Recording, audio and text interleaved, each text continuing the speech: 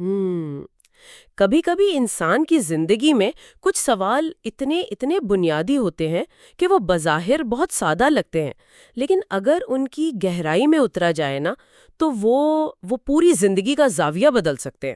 جی ہاں، بالکل بدل سکتے ہیں۔ یعنی ایک ایسا ہی سوال یہ ہے کہ اگر کسی کا موجود ہونا بالکل نہ ہونے کے برابر ہو سکتا ہے تو کیا کسی کا جسمانی طور پر نہ ہونا ایک ایک بھرپور موجودگی کے برابر محسوس ہو سکتا ہے؟ آج کے اس تفصیلی مطالعے میں ہم اسی پیچیدہ اور گہری فلسفی کو سمجھنے کی کوشش کریں گے۔ اور یہ بہت دلچسپ موضوع ہے واقعی۔ جی، تو آج ہم جس تحریر کا فکری جائزہ لے رہے ہیں وہ محمد فاروق راشد صاحب کی لکھی ہوئی ہے۔ وہ کراچی کے بحریہ ماڈل اسکول میں اردو کے استاد ہیں، اور ان کی یہ تحریر انسان کی ظاہری اور باطنی موجودگی کے درمیان ایک نہایت واضح لکیر کھینچتی ہے۔ ایک بہت واضح فرق بیان کرتی ہے۔ بالکل، اس گفتگو کا بنیادی مقصد ہی انسان کی محض جسمانی موجودگی اور اس کے حقیقی اثر کے درمیان فرق کو سمجھنا ہے۔ ہم یہ کھوج لگانے کی کوشش کریں گے کہ کیا حقیقی زندگی کا مطلب صرف سانس لینا اور دنیا میں کچھ جگہ گھیرنا ہے، یا اس کا تعلق دوسروں کے لیے کوئی معنی خیز کردار ادا کرنے سے ہے۔ اور ہمیشہ کی طرح اس موضوع کی تہ کھولنے کے لیے ماہرانہ تجزیہ ہمارے ساتھ موجود ہے۔ شکریہ۔ اس تفصیلی مطالعے کا حصہ بننا یقیناً ایک اہم فکری سفر ہے۔ جیسا کہ مصنف نے اپنی تحریر کے آغاز میں ہی ایک بہت بنیادی حقیقت کی طرف اشارہ کیا ہے کہ انسانی زندگی تضادات کا ایک مجموعہ ہے۔ بالکل تضادات ہے۔ دیکھیں نا، انسانی فطرت کا ایک بڑا المیہ یہ ہے کہ وہ عموماً ظاہری چیزوں کو ہی کل حقیقت مان لیتا ہے۔ انسان سمجھتا ہے کہ جو چیز آنکھوں کے سامنے موجود ہے، جس کا ایک مادی وجود ہے، بس وہی سچ ہے۔ یعنی جو نظر آ رہا ہے وہی سچ مان لیا جاتا ہے۔ بالکل۔ بظاہر یہ مانا جاتا ہے کہ کسی کا آس پاس ہونا ایک نعمت ہے اور کسی کا چلے جانا یا نظر نہ آنا ایک محرومی ہے۔ مگر یہ تحریر ہمیں رک کر یہ سوچنے پر مجبور کرتی ہے کہ حقیقت اس قدر سیدھی اور سادہ نہیں ہے۔ سادہ نہیں ہے۔ بظاہر نظر آنے والی موجودگی یا کوئی جسم جو سامنے موجود ہو، ضروری نہیں کہ وہ مانوی لحاظ سے بھی وہاں موجود ہو۔ انسان کا وجود اور انسان کا احساس دو بالکل مختلف سمتوں میں سفر کر سکتے ہیں۔ چلے اس بات کی تہیں ذرا اور کھولتے ہیں، کیونکہ یہ فریب موجودگی ایک ایسا تجربہ ہے جو روزمرہ زندگی میں بار بار سامنے آتا ہے۔ مصنف نے اس بات کو بہت خوبی سے بیان کیا ہے کہ بعض اوقات ایک شخص بالکل قریب ہوتا ہے، ایک ہی کمرے میں، ایک ہی چھت کے نیچے، لیکن اس کی موجودگی احساس پر، زندگی پر اور فیصلوں پر کوئی اثر نہیں ڈالتی۔ جی، وہ بس ایک جسمانی حد تک موجود ہوتا ہے۔ بالکل، اس کی آواز کانوں تک تو پہنچتی ہے، لیکن وہ دل کے تار نہیں چھیڑتی۔ اس کی شکل دکھائی دیتی ہے، مگر ذہن پر کوئی گہرا نقش نہیں ابھرتا۔ یہاں یہ سوال پیدا ہوتا ہے کہ ایک انسان کے بالکل سامنے کھڑے ہونے کے باوجود اسی لمحے اس کا ہونا نہ ہونے کے برابر کیسے ہو جاتا ہے؟ انسانی ذہن اور دل اس موجودگی کو تسلیم کرنے سے انکار کیوں کر دیتے ہیں؟ اس کی بنیادی وجہ دراصل یہ ہے کہ انسانی ذہن اور دل دنیا کو محسوس کرنے کے لیے دو مختلف پیمانے استعمال کرتے ہیں۔ اچھا، دو مختلف پیمانے؟ جی ہاں۔ ذہن صرف طبعی حقیقت کو دیکھتا ہے، یعنی ایک جسم جو جگہ گھیر رہا ہے، جو روشنی منعکس کر رہا ہے اور جس سے آواز پیدا ہو رہی ہے۔ لیکن دل کا پیمانہ احساس، تعلق اور اثر پر مبنی ہوتا ہے۔ مصنف نے اس فرق کو سمجھانے کے لیے روزمرہ خاندانی اور سماجی رشتوں کی بہت جامع مثالیں دی ہیں۔ جی، انہوں نے والد کی مثال دی ہے تحریر میں۔ بالکل۔ ایک والد کی مثال پر غور کیا جائے۔ ایک والد گھر کی چار دیواری میں موجود ہو سکتا ہے، وہ معاشی ذمہ داریاں بھی پوری کر رہا ہو اور روزمرہ کے کاموں میں اس کی شمولیت نظر بھی آ رہی ہو، مگر اگر اس کے پاس اپنی اولاد کے لیے وقت، جذباتی وابستگی اور توجہ نہیں ہے تو اس کی وہ جسمانی موجودگی اولاد کے لیے کوئی حقیقی نفسیاتی سہارا نہیں بنتی۔ مطلب وہ بس ایک ڈیوٹی پوری کر رہا ہے۔ جی ہاں، اولاد اسے ایک سرپرست کے طور پر پہچانتی ضرور ہے، لیکن وہ جذباتی تحفظ اور رہنمائی محسوس نہیں کرتی جو ایک والد کے ہونے کا اصل مقصد ہے۔ اور یہ بات اس لیے بھی اہم ہے کہ جسمانی طور پر موجود ہونے کے باوجود جذباتی طور پر غیر حاضر ہونا مکمل غیر حاضری سے زیادہ تکلیف دہ ہو سکتا ہے۔ مصنف نے اسی تسلسل میں ایک دوست کی مثال بھی دی ہے۔ دوست والی مثال بہت گہری ہے۔ ہاں، ایک ایسا دوست جو ساتھ تو بیٹھتا ہے، وقت بھی گزارتا ہے، مگر اس میں اخلاص کی کمی ہے۔ مصنف کے نزدیک ایسا دوست محض ایک سایہ بن کر رہ جاتا ہے۔ یہ سائے والی تمثیل دراصل ہمیں یہ سوچنے پر مجبور کرتی ہے کہ سائے کی اپنی کوئی حقیقت نہیں ہوتی۔ جی، سائے کا تو اپنا کوئی وجود نہیں ہے۔ بالکل، سایہ صرف اس وقت تک ہے جب تک روشنی میں کوئی رکاوٹ ہے، اس کا اپنا کوئی وزن نہیں، اور سب سے اہم بات یہ کہ اندھیرے میں سایہ بھی ساتھ چھوڑ دیتا ہے۔ یعنی جب تک اخلاص کی روشنی نہ ہو، انسان دوسرے انسان کے لیے محض ایک بے وزن سایہ ہی رہتا ہے۔ بالکل درست تجزیہ ہے یہ۔ اخلاص کے بغیر انسان کا وجود واقعی صفر ہو جاتا ہے۔ اور جو بات اس تحریر کو زیادہ فکر انگیز بناتی ہے وہ یہ ہے کہ مصنف نے اس گفتگو کا دائرہ صرف انفرادی رشتوں یا خاندانی معاملات تک محدود نہیں رکھا۔ جی، انہوں نے اسے وسیع کیا ہے۔ اگر ہم اسے وسیع تر تناظر میں دیکھیں تو وہ اس تصور کو ایک سماجی اور ادارہ جاتی سطح پر لے کر گئے ہیں۔ اگر انفرادی سطح پر انسان کھوکھلا ہو سکتا ہے تو ظاہر ہے کہ وہ ادارے اور نظام بھی کھوکھلے ہو سکتے ہیں جو انسانوں سے مل کر بنتے ہیں۔ مصنف اس معاشرتی اور ادارہ جاتی کھوکھلے پن کی نشاندہی کرتے ہوئے بتاتے ہیں کہ کئی ادارے، محکمے اور عہدے کاغذوں کی حد تک اور عمارتوں کی صورت میں تو موجود ہوتے ہیں، لیکن معاشرے پر ان کا عملی اثر بالکل ناپید ہوتا ہے۔ یہاں مصنف نے معاشرے کی جن خامیوں کی طرف اشارہ کیا ہے وہ براہ راست ہمارے روزمرہ مشاہدے سے جڑی ہیں۔ ذرا تصور کیا جائے کہ ایک معاشرے میں قانون کی موٹی موٹی کتابیں موجود ہیں، عالیشان عدالتیں تعمیر ہیں، منصف اپنی کرسیوں پر بیٹھے ہیں، مگر ایک عام آدمی کو انصاف نہیں ملتا۔ تو پھر اس قانون کا کیا فائدہ؟ عمارتیں کھڑی ہیں، نصاب موجود ہے، ڈگریاں بانٹی جا رہی ہیں، لیکن وہ علم پیدا نہیں ہو رہا جو ایک باشعور معاشرے کی تشکیل کر سکے۔ شہروں میں لاکھوں افراد کا ہجوم سڑکوں پر رواں دواں ہے، مگر ایک دوسرے کے لیے ہمدردی اور انسانیت غائب ہے۔ ہجوم تو ہے لیکن انسان نہیں ہے۔ جی، جب قانون ہو اور انصاف نہ ہو، تعلیمی ادارے ہوں اور شعور نہ ہو، ہجوم ہو اور انسانیت نہ ہو، تو یہ وہ مقام ہے جہاں کسی بھی چیز کا ہونا اپنے اصل معنی پوری طرح کھو دیتا ہے۔ یہ ادارہ جاتی کھوکھلا پن دراصل اسی انفرادی کھوکھلے پن کی اجتماعی شکل ہے۔ جب انسان اس ہجوم کا حصہ بنتا ہے جہاں ہر شخص صرف اپنے وجود کی بقا کی فکر میں ہے اور دوسروں کے لیے بے حس ہو چکا ہے، تو وہ ہجوم ایک بے جان مشین کی طرح کام کرنے لگتا ہے۔ ہر کوئی بس اپنے خول میں بند ہے۔ ایسے معاشرے میں ہر شخص ایک دوسرے سے ٹکرا تو رہا ہوتا ہے، لیکن کوئی کسی سے جذباتی یا روحانی سطح پر جڑا ہوا نہیں ہوتا۔ اور اسی کیفیت کو مزید گہرائی سے سمجھانے کے لیے مصنف نے چراغ اور ستون کی ایک انتہائی شاندار اور بلیغ تمثیل پیش کی ہے۔ یہ تمثیل اس پوری بحث کا مرکز ہے جو انسان کو اس کے ہونے کے مقصد سے روشناس کرواتی ہے۔ یہاں ایک بہت ہی دلچسپ پہلو سامنے آتا ہے۔ اس تمثیل پر تفصیلی بات ہونی چاہیے۔ مصنف کا کہنا ہے کہ انسان کی اصل پہچان اس کا وجود، اس کا رتبہ یا اس کا حجم نہیں ہے، بلکہ اس کا وہ اثر ہے جو وہ اپنے ارد گرد چھوڑتا ہے۔ انہوں نے ایک چھوٹے سے چراغ اور ایک دیوئی ہیکل ستون کا موازنہ کیا ہے۔ بہت ہی خوبصورت موازنہ ہے یہ۔ اب بظاہر دیکھا جائے تو ستون کی بھی اپنی ایک اہمیت ہے، وہ عمارت کا بوجھ اٹھاتا ہے اور اسے سہارا دیتا ہے، لیکن جب بات اندھیرے میں راستہ دکھانے کی ہو تو ایک بہت بڑا اور مضبوط ستون بھی کسی مسافر کی رہنمائی نہیں کر سکتا۔ ستون روشنی تو نہیں دے سکتا نا؟ بالکل، اس کے برعکس ایک چراغ جس کی کوئی خاص مادی حیثیت نہیں ہوتی، وہ پورے کمرے کو روشن کر دیتا ہے۔ کیا مصنف یہاں یہ کہنا چاہ رہے ہیں کہ معاشرے میں محض بڑا ہونا یا نمایاں ہونا کافی نہیں ہے؟ مصنف کا اشارہ بالکل اسی جانب ہے۔ ستون یہاں انسان کے مرتبے، اس کے عہدے، اس کی دولت اور اس کی ظاہری انا کی علامت ہے۔ ایک ستون بہت زیادہ جگہ گھیرتا ہے، وہ دور سے نظر آتا ہے۔ لوگ اس کی مضبوطی اور اس کی ساخت سے متاثر بھی ہو سکتے ہیں۔ جی، لوگ ظاہری رعب سے متاثر ہوتے ہیں۔ لیکن جب معاشرے پر اندھیرا چھاتا ہے، جب کسی کو رہنمائی یا امید کی ضرورت ہوتی ہے، تو وہ ستون خاموش رہتا ہے۔ بعض اوقات تو وہ ستون راستے کی رکاوٹ بن جاتا ہے اور روشنی کو آگے بڑھنے سے روکتا ہے۔ دوسری طرف چراغ کی تمثیل ہے۔ چراغ کا کردار بالکل مختلف ہے۔ چراغ کی خاصیت اس کا حجم نہیں ہے، وہ بہت کم جگہ گھیرتا ہے، لیکن اس کا کمال اس کا عمل ہے۔ چراغ خود جلتا ہے تاکہ دوسروں کو روشنی فراہم کر سکے۔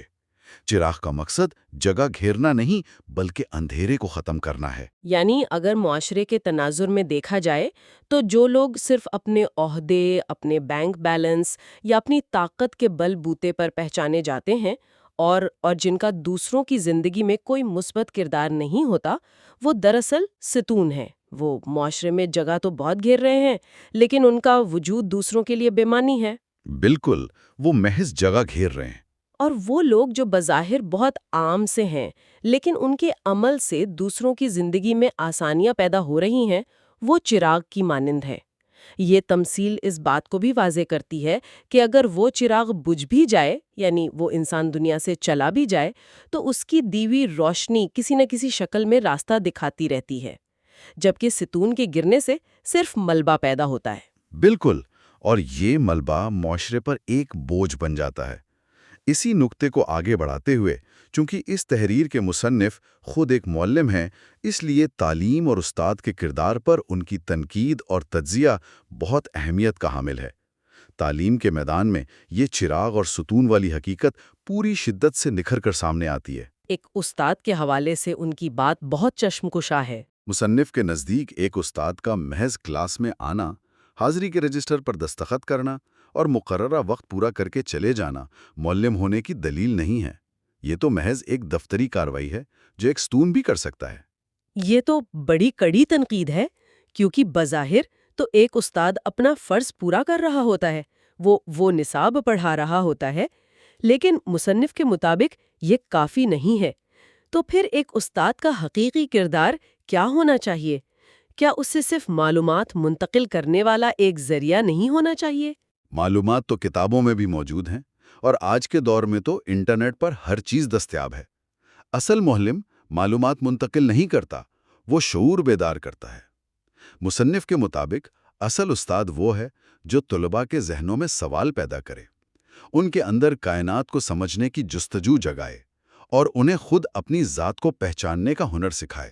یعنی وہ ایک سوچنے والا دماغ تیار کرے۔ اگر استاد کے کلاس میں آنے سے طلباء کی سوچ میں کوئی ارتعاش پیدا نہیں ہو رہا، تو اس کی موجودگی محض حاضری کے رجسٹر کی ایک لکیر تک محدود ہے۔ لیکن اگر وہ بچوں میں تنقیدی سوچ اور انسانی ہمدردی پیدا کر دے، تو وہ ایک حقیقی چراغ ہے۔ اس بات کو ثابت کرنے کے لیے مصنف نے اساتذہ کے تبادلے یعنی ٹرانسفر کی ایک بہت عملی مثال دی ہے۔ ہاں، یہ ٹرانسفر والی مثال واقعی اس نظریے کو روزمرہ زندگی سے جوڑتی ہے۔ جب ایک مخلص، محنتی اور اثر انگیز استاد کا کسی دوسرے اسکول میں تبادلہ ہو جاتا ہے تو وہ جسمانی طور پر اس کلاس روم سے غائب ہو جاتا ہے، وہ اب وہاں موجود نہیں ہوتا، مگر اس کی وہ غیر موجودگی بھی ایک بھرپور موجودگی کا احساس دلاتی ہے۔ اس کا اثر باقی رہتا ہے۔ بالکل، طلباء کے رویوں میں، ان کی پڑھائی کے انداز میں اور ان کے نتائج میں اس استاد کا خلا شدت سے محسوس کیا جاتا ہے۔ بچے اسے یاد کرتے ہیں اور اس کے سکھائے ہمیں طریقوں پر عمل کرتے ہیں، گویا وہ جسمانی طور پر وہاں نہ ہو کر بھی اپنی دی ہوئی سوچ اور رہنمائی کے ذریعے پوری طرح موجود رہتا ہے۔ اس کا نہ ہونا اس کے ہونے کا سب سے بڑا ثبوت بن جاتا ہے۔ یہی وہ مقام ہے جہاں انسان جسمانی حدود سے آزاد ہو کر مانوی زندگی پا لیتا ہے۔ اساتذہ کے علاوہ اگر ہم اسے عام انسانی رشتوں کے زاویے سے دیکھیں تو مصنف نے فاصلے اور قربت کا ایک بالکل نیا اور گہرا مفہوم پیش کیا ہے۔ عام طور پر یہ سمجھا جاتا ہے کہ محبت اور رشتوں کی مضبوطی کا تعلق جسمانی قربت سے ہے۔ جی، جو جتنا قریب ہے وہ اتنا اپنا سمجھا جاتا ہے۔ جو شخص جتنا قریب ہے وہ اتنا ہی اپنا ہے۔ لیکن یہ تحریر اس عام تصور کو رد کرتی ہے اور واضح کرتی ہے کہ قلبی وابستگی اور جسمانی قربت دو مختلف چیزیں ہیں۔ بعض اوقات لوگ ایک ہی دسترخوان پر بیٹھتے ہیں، ایک ہی گھر میں رہتے ہیں، مگر وہ ایک دوسرے کے لیے مکمل طور پر اجنبی ہوتے ہیں۔ ان کے درمیان خیالات اور احساسات کا اتنا طویل فاصلہ ہوتا ہے جسے کوئی جسمانی قربت نہیں پاٹ سکتی۔ اور اس کے برعکس بعض لوگ دور کسی دوسرے شہر یا دنیا کے کسی دوسرے کونے میں رہ کر بھی دل کے اتنے قریب ہوتے ہیں کہ ان کا دکھ، درد، ان کی خوشی بالکل اپنی محسوس ہوتی ہے۔ اس کا مطلب یہ ہوا کہ رشتوں کی اصل بنیاد جسموں کے ملنے پر نہیں بلکہ احساسات کے جڑنے پر ہے۔ قلبی تعلق اصل چیز ہے۔ جی، اس تصور کو مزید گہرائی دینے کے لیے مصنف نے ایک گھر کے شفیق بزرگ کے انتقال کی مثال پیش کی ہے۔ جب گھر کا کوئی بڑا جس کی شخصیت میں سب کے لیے شفقت، محبت اور ایک جوڑنے والی طاقت ہو، وہ اس دنیا سے رخصت ہو جاتا ہے تو کیا ہوتا ہے؟ ایک بہت بڑا خلا پیدا ہو جاتا ہے۔ بظاہر تو اس کا جسم گھر سے چلا گیا، اس کا کمرہ خالی ہو گیا، لیکن اس کی یادیں، اس کی نصیحتیں اور اس کے پیار کی خوشبو پورے گھر کی فضا میں ایک طاقتور موجودگی کا احساس دلاتی رہتی ہے۔ وہ بزرگ دراصل ایک چراغ ہوتا ہے جو گھر کے ہر فرد کے دل میں ایک نیا چراغ روشن کر کے جاتا ہے۔ موت صرف جسم کو ختم کرتی ہے، اس کے اثر کو نہیں۔ تاریخ کا مطالعہ کیا جائے تو یہ بات روز روشن کی طرح عیاں ہو جاتی ہے۔ انسانی تاریخ ایسے بے شمار افراد سے بھری پڑی ہے جو جسمانی طور پر صدیوں پہلے اس دنیا سے رخصت ہو گئے۔ ان کے تو اب نام و نشان بھی جسمانی طور پر نہیں ملتے۔ ان کی ہڈیوں تک مٹی میں مل کر خاک ہو چکے ہیں، مگر ان کا اثر آج بھی زندہ ہے۔ ان کی تعلیمات، ان کے افکار، ان کی ایجادات اور ان کی قربانیوں نے انہیں ایک دائمی موجودگی عطا کر دی ہے۔ وہ تاریخ کے اوراق میں نہیں بلکہ انسانوں کے ذہنوں میں زندہ ہیں۔ اور دوسری طرف اربوں انسان ایسے گزرے جنہوں نے صرف اپنی ذات کے لیے زندگی گزاری، جو محض ستون بن کر کھڑے رہے اور وقت کی آندھی نے ان کا نام و نشان تک مٹا دیا۔ آج کوئی ان کا نام جاننے والا نہیں ہے، کیونکہ انہوں نے اپنے وجود کے سوا کوئی اثر نہیں چھوڑا تھا۔ تاریخ کا یہ سبق بہت بے رحم بھی ہے اور بہت منصفانہ بھی۔ وقت صرف ان کو یاد رکھتا ہے جو دوسروں کے لیے جیتے ہیں۔ بے شمار لوگ وقت کی گرد میں محض اس لیے گم ہو گئے کہ ان کا ہونا صرف ان کی اپنی ذات اور ان کی اپنی انا تک محدود تھا۔ تو اگر اس ساری گفتگو کو، اس پورے تفصیلی تجزیے کو ایک نقطے پر مرکوز کیا جائے تو یہ تحریر بنیادی طور پر کیا پیغام دے رہی ہے؟ در حقیقت یہ تحریر ذاتی محاسبے کی ایک بہت سنجیدہ دعوت ہے۔ یہ ایک آئینے کی طرح ہے جس میں انسان کو اپنا عکس دیکھنا ہے۔ ذاتی محاسبے کا یہ مرحلہ بہت کٹھن ہوتا ہے کیونکہ یہ انسان کو اس کی اپنی نظروں میں پرکھتا ہے۔ اس تحریر کا تقاضا ہے کہ روزمرہ کی اس مشینی زندگی میں انسان کچھ دیر کے لیے رکے اور خود سے یہ سوال کرے کہ اس کی موجودگی دوسروں کی زندگی میں کیا معنی رکھتی ہے۔ یہ بہت چبھتا ہوا سوال ہے۔ کیا ایک انسان اس دنیا میں، اپنے گھر میں، اپنے حلقہ احباب میں یا اپنے دفتر میں محض ایک نام اور ایک جسم کی صورت میں موجود ہے؟ کیا وہ صرف آکسیجن استعمال کر رہا ہے اور جگہ گھیر رہا ہے؟ یا پھر اس کا کردار، اس کا اخلاق اور اس کا عمل کسی دوسرے انسان کے لیے آسانی، رہنمائی یا امید کا سبب بن رہا ہے؟ کیا اس کی موجودگی سے کسی کے چہرے پر مسکراہٹ آتی ہے؟ کیا اس کے ہونے سے کسی کا بوجھ ہلکا ہوتا ہے؟ ان سوالات کا جواب تلاش کرنا ہی دراصل زندگی کا اصل مقصد تلاش کرنا ہے۔ انسان کو یہ شعوری فیصلہ کرنا پڑتا ہے کہ اسے محض زندہ رہنے کا انتخاب کرنا ہے یا بامانی زندہ رہنے کا۔ اسے صرف موجود رہنا ہے یا مؤثر بننا ہے۔ مؤثر بننا اصل کمال ہے۔ اگر کسی انسان کے موجود ہونے سے کسی دوسرے کو سکون نہیں مل رہا، کسی کی تاریکی دور نہیں ہو رہی، تو اس انسان کو واقعی اپنے ہونے کے جواز پر سنجیدگی سے غور کرنا چاہیے۔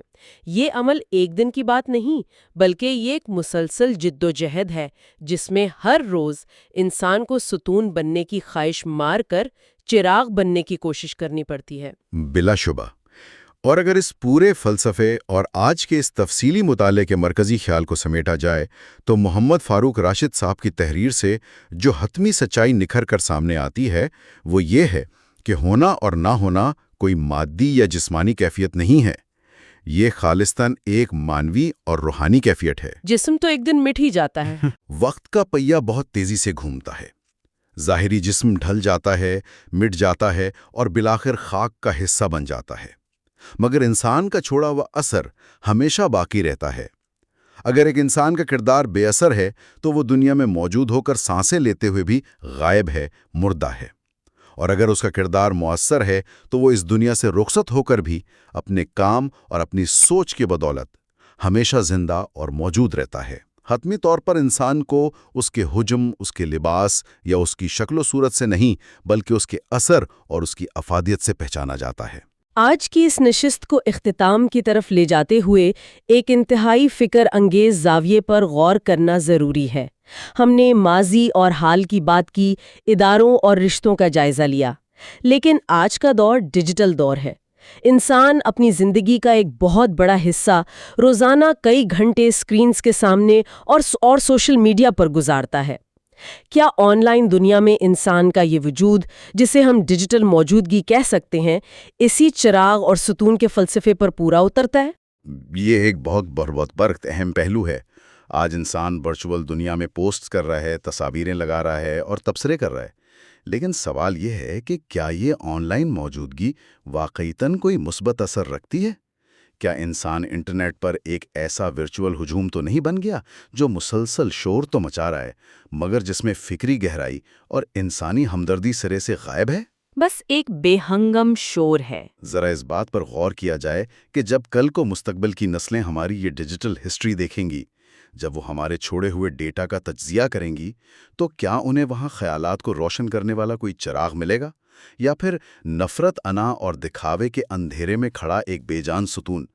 کیا انٹرنیٹ کی اس لامحدود اور بے ہنگم دنیا میں ہمارا آن لائن ہونا کسی کے لیے علم، سکون یا درست رہنمائی کا باعث بن رہا ہے، یا ہم محض ایک ڈیجیٹل سراب کی صورت میں جگہ گھیر رہے ہیں؟ یہ سوال ذہن کے دریچے کھولنے کے لیے کافی ہے۔ ڈیجیٹل چراغ بننا ہے یا ڈیجیٹل ستون، یہ فیصلہ انسان کے اپنے ہاتھ میں ہے۔ اس گہری اور مسلسل غور و فکر کا تقاضا کرنے والی سوچ کے ساتھ ہی ہم آج کے اس تفصیلی مطالعے کو یہیں انجام تک پہنچاتے ہیں۔ انسان کو روزمرہ کے اعمال اور اپنے ہونے کے حقیقی اور مانوی مطلب پر مسلسل غور کرتے رہنا چاہیے، تاکہ وجود کا یہ سفر محض جگہ گھیرنے تک محدود نہ رہے، بلکہ اندھیرے میں راستے روشن کرنے کا سبب بنے۔ روشنی پھیلاتے رہیے اور اپنے ہونے کو بامانی بنائیے۔